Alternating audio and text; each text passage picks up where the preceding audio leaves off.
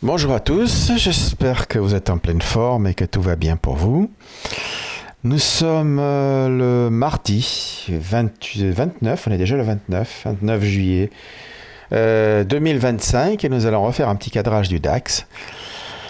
Alors on est à quelques jours de la clôture du mois de juillet, puisque ça aura lieu, le dernier jour de cotation, ce sera jeudi soir. Et donc forcément, c'est très important ce qui se passe là, surtout que nous sommes dans des jours où il y a des fortes annonces. Voilà, entre les annonces la plus importante qui est celle des taux et le discours de Jérôme Powell, qui ne sera pas aujourd'hui mais demain, je crois bien, l'inflation pour les US et l'Europe, et ensuite les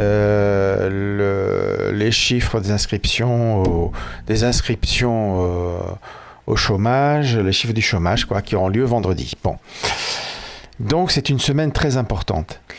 Et en même temps, on a eu samedi-dimanche l'accord entre les États-Unis et l'Europe sur les droits de douane, ce qui pendant la nuit a entraîné une forte hausse du DAX, puisqu'il a ouvert, comme on peut le constater ici, donc avec un gros gap à la hausse ici.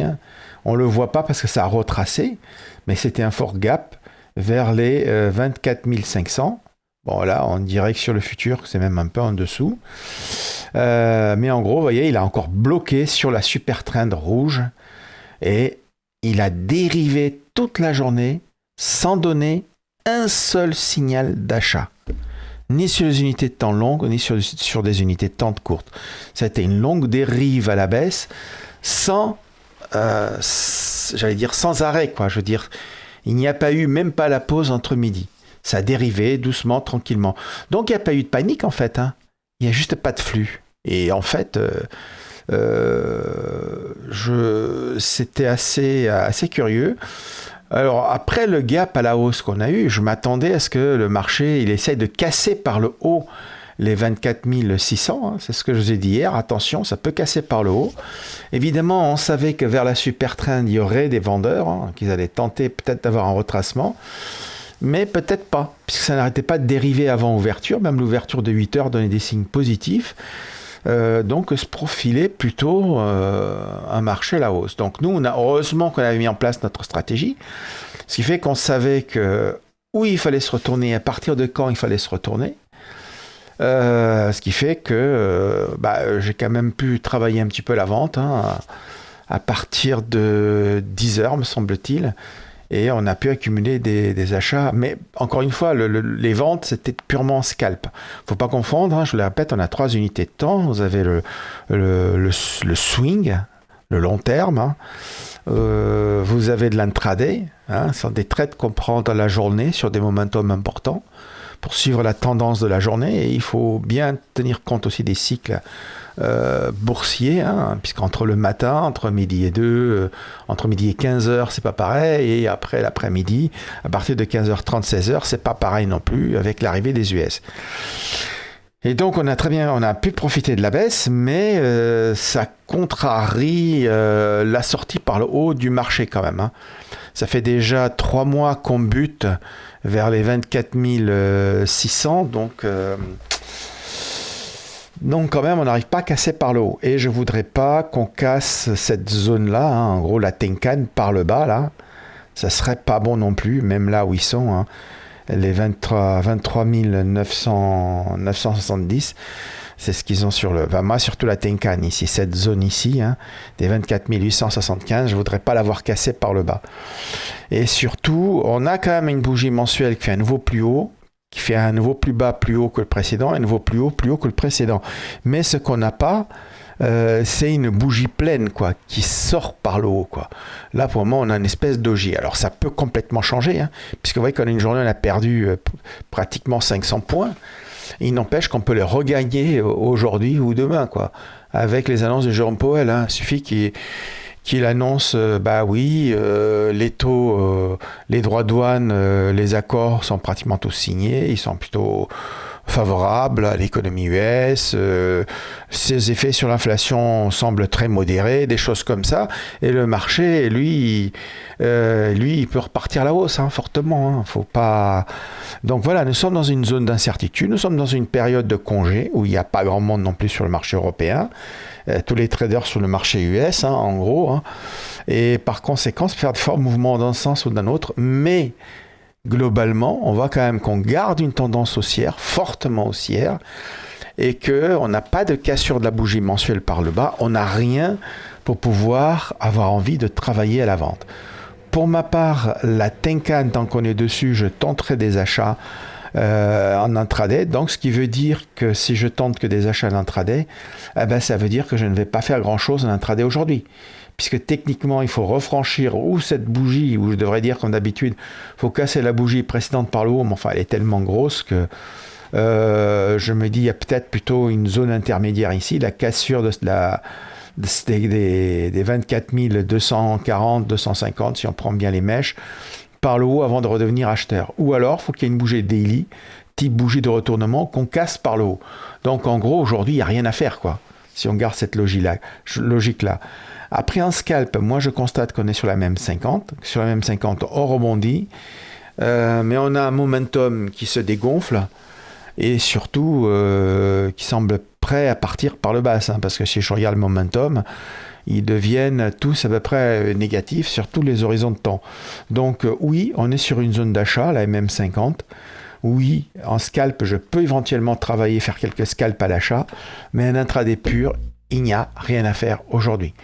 Tant pis, on va attendre tranquillement et on va voir sur le CFD quelles sont les conditions dans lesquelles on pourrait éventuellement acheter un petit peu. Donc l'une des conditions évidemment, c'est d'avoir une bougie H4 qui casse par le haut, mais cette cassure par le haut de cette bougie H4, ce petit doji, elle s'est fait pendant la nuit. Donc encore une fois, ça s'est fait pendant la nuit. Alors oui, le soir, j'ai acheté un petit peu, oui. Pour quelle raison? Parce qu'on a cassé un peu cette bougie-là, effectivement, ça donnait un petit peu, mais enfin, c'est un horizon de temps très court. Simplement parce qu'on est dans une forte tendance baissière et que c'est l'ouverture d'aujourd'hui qui va nous indiquer quoi faire. Donc oui, moi, tout ce que j'ai acheté hier soir, je l'ai encaissé dans la soirée. Pas question de laisser des positions ouvertes. Et surtout, on a ici une première zone de vente ici vers ces mèches-là. Vous voyez, ici, vers les 24 074, qui, comme par hasard, va correspondre à la MM7, qui, elle, est bien pentue par le bas. Et donc, on a ici, techniquement, une première zone de vente et une deuxième zone de vente ici, vers la MM20. Et peut-être, entre la MM20 et MM50, on a une zone de vente. Et je suis plutôt partisan de vendre sur les zones de vente plutôt que d'acheter dans une tendance baissière, quoi. Donc, il est fort probable que dès qu'on aura touché, parce que là, vous voyez, ça bouge pas beaucoup, que dès qu'on aura touché ici cette zone de vente, qui est aux alentours de 24 080, 24 075 ici, il est fort probable qu'on ait une deuxième mèche pour aller tenter la zone d'achat ici, qui est la zone grise ici, vers les 24 850 à peu près. Donc je pense qu'ils viendront retenter ici. Et là, si là ça rebondit, si ça tient, ça sera peut-être bon signe. Mais il faudra que ça tienne. Et pour le moment, je ne vois pas d'achat à faire. Alors encore une fois, moi je traite que des choses logiques et cohérentes. Voilà, et il faudra un bon signal d'achat pour pouvoir acheter. Pour le moment, je ne l'ai pas. Et si ces mèches-là font repartir le marché à la baisse, eh bien, il faudra que ça tienne ici, par exemple la zone grise, que ça stagne ici un petit moment avant de repartir à la hausse pour que moi, j'accepte d'acheter. En attendant, oui, il y a une possibilité de remonter jusqu'à la MM7 pour revendre. Et les vendeurs, souvent, et la belle zone de vente, c'est à partir de la Tenkan Kijun. Voilà, ici, voilà, vous voyez la super trend, elle est ici, elle est vers la MM20 ici. Vous voyez, elle est autour de 24 175, vous voyez.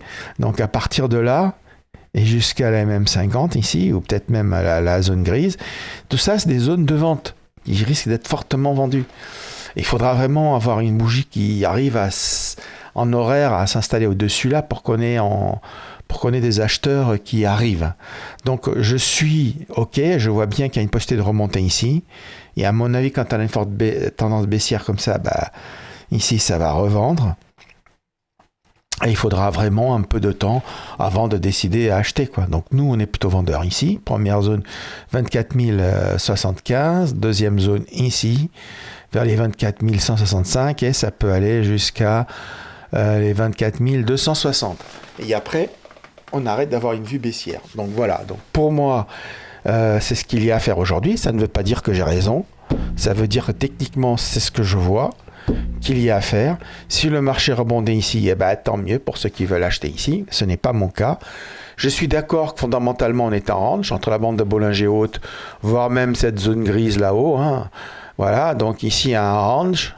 Allez, on va dire jusqu'autour de 24 550 par là, et qui va jusqu'ici, hein, jusqu'autour des 24 900. Voilà, il y a un range entre là et là. Donc effectivement, ceux qui veulent acheter ici, je peux comprendre. Moi, je ne peux pas acheter avec une forte bougie comme ça. Je suis, encore une fois, je suis un suiveur de tendance. Nous, on suit la tendance. Notre stratégie, c'est ce qui donne beaucoup d'argent en fin de compte, qui nous permet d'avoir des années extrêmement positives. Et donc, nous, on joue plutôt la sortie du range. Hein, et dans le sens de la tendance de fond, qui est la tendance haussière. Donc effectivement, on est haussier, mais il nous faut des signaux éventuellement pour pouvoir acheter. Alors un intraday pur, pour moi, il n'y a rien à faire. Il faut attendre que les zones qu'on a dites ici, elles soient bien cassées par le haut. Et en gros, pour moi, au moins jusqu'à la ligne marron, il n'y a pas d'achat à faire. Voilà ce que moi, je vous dis, ce que je vous conseille. Parce qu'ici, moi, j'ai plutôt tenté de vendre par là et voir par ici. Donc, en gros, entre 24 175 et voilà, c'est des zones à partir desquelles j'ai commencé à travailler à vendre. Déjà ici, à mon avis, ça pourra se travailler à la vente. Donc, vous voyez, travailler à l'achat alors que les vendeurs peuvent être présents dans ces zones-là, c'est ultra risqué. Voilà, donc moi, j'attends d'être sûr qu'il y ait un flux haussier, que ça puisse rebondir et je reverrai mon plan à partir de 10h30, voire 11h, en fonction de ce que je vais voir. Mais pour le moment, je n'ai aucune raison d'acheter là tout de suite. C'est tout ce que j'ai à vous dire. Vous voyez, il faudrait déjà casser au moins ici, cette zone-là, ici, qui va correspondre à cette convergence super trend des MM20 ici en horaire, hein, ces zones de mèche-là. Hein. Voilà, c'est tout simple. Donc, moi, quand j'ai une bande de Bollinger, quand j'ai une MM7 pentue vers le bas, je vends. Est-ce que j'ai tort? Peut-être, oui. Donc, je peux faire que du scalp. Comme vous, on doit suivre la tendance haussière qu'il faut acheter. Eh bien, vous avez deux solutions.